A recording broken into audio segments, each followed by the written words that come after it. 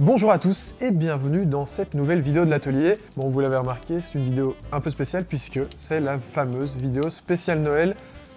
On vous l'avait dit, ce sera pas une énorme vidéo, mais ça va être un peu différent. En début de saison, on vous avait expliqué dans cette vidéo comment lire le passé dans les cernes du bois. Vous l'avez remarqué dans la vidéo, c'est assez compliqué, ça demande pas mal de matos et ça demande aussi pas mal de temps. Mais parfois, c'est beaucoup plus rapide et beaucoup plus simple que ça, il suffit de retourner les planches.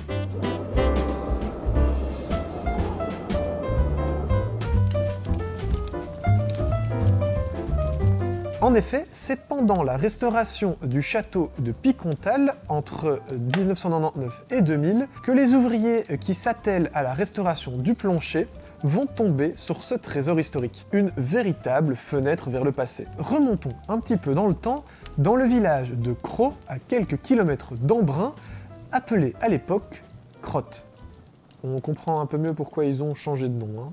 Nous sommes donc dans le village de Crau, où naît Martin Joachim un jour d'avril 1842, d'un père menuisier et d'une mère couturière. Les deux tourtereaux s'étant mariés tout juste un mois plus tôt. Comme le veut la tradition à l'époque, eh bien Martin va suivre les traces de son père et va se lancer dans la menuiserie dès l'âge de 15 ans, en travaillant comme apprenti chez Monsieur Berthepère, où il fabriquera du mobilier et des palissades. Malgré ce travail physique et difficile, il aura quand même une très belle vie, selon ses propres dires, vivant tout simplement d'amour et d'eau, de vie. D'ailleurs, l'une de ses grandes passions, c'est de jouer du violon, dont il joue dans la plupart des bals de la région. Il mènera donc cette vie de travail et d'amusement jusqu'à ses 25 ans. En effet, il se marie en 1870 avec Marie-Virginie Antoinette, alors âgée de 18 ans, et avec qui il aura 4 enfants.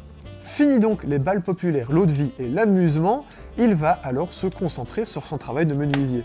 Il travaille en effet maintenant à son compte et il enchaîne les chantiers et les travaux de menuiserie.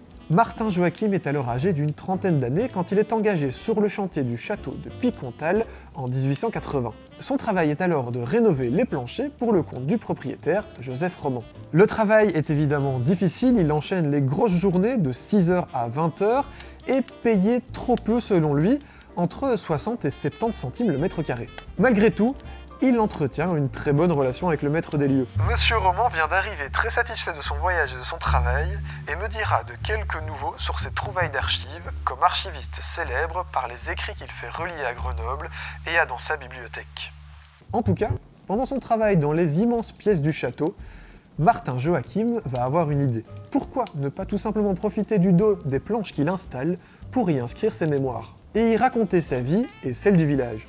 Il profite donc de ses pauses repas et des quelques moments qu'il a seul dans le château pour sortir son crayon de menuisier et noircir l'arrière des planches qu'il va poser. Il va y inscrire ses pensées, sa vie, la vie du village, ses familles, leur sexualité, leurs relations, etc., etc. Heureux mortel, quand tu me liras, je ne serai plus. Et il n'avait pas tout à fait tort, puisqu'il savait que ses écrits ne seraient lus qu'à une prochaine réfection du plancher, qui ne devrait pas arriver avant 80 ans minimum. Et c'est comme ça que début 2000, lors de la rénovation des planchers du château, les menuisiers vont découvrir à l'arrière des planches tout un ensemble d'écritures qui sont bien différentes des habituels signes d'établissement. Un véritable journal intime, trace du passé, écrit par un menuisier, un homme du peuple, Martin Joachim.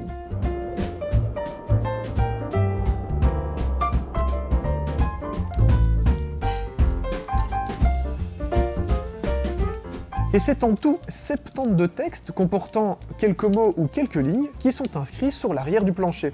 Cachés pendant plus de 100 ans, c'est 3943 mots qui décrivent la vie du village et la vie de Joachim. Ce qui est assez impressionnant, c'est que les traces écrites d'artisans de l'époque sont assez faibles, surtout s'ils ne sont pas sortis de leurs conditions d'ouvriers. Même si d'autres menuisiers ou ébénistes ont aussi écrit leurs mémoires, certainement avec l'habitude de sortir leur crayon pour écrire des mesures ou des signes d'établissement, c'est surtout la manière dont Martin Joachim les a écrits qui les rend uniques. A-t-il usé de la même technique sur d'autres chantiers?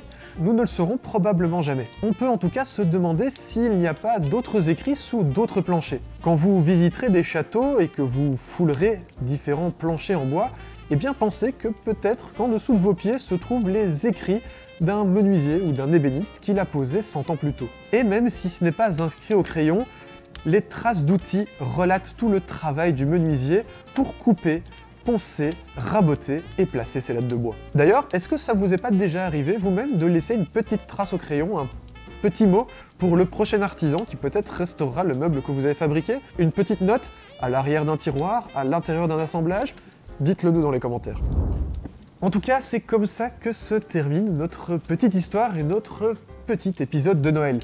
N'hésitez pas à nous dire dans les commentaires si vous aussi vous avez laissé des traces, des écrits dans ce que vous fabriquez. Si vous êtes intéressé par l'histoire de Martin Joachim, je vous laisse toutes les sources qui m'ont permis d'écrire cet épisode dans la description. N'oubliez pas évidemment de mettre un petit pouce sur la vidéo si elle vous a plu, de vous abonner à la chaîne, c'est hyper important, de nous suivre sur les réseaux Facebook, Instagram, et si ce genre de petites légendes, de petits récits vous intéresse, vous avez juste ici une vidéo qui va vous parler d'une légende sur la voyage, et je vous dis tout simplement, tchuss les ateliers Ross, passez un joyeux Noël et une bonne année, et on se retrouve l'année prochaine.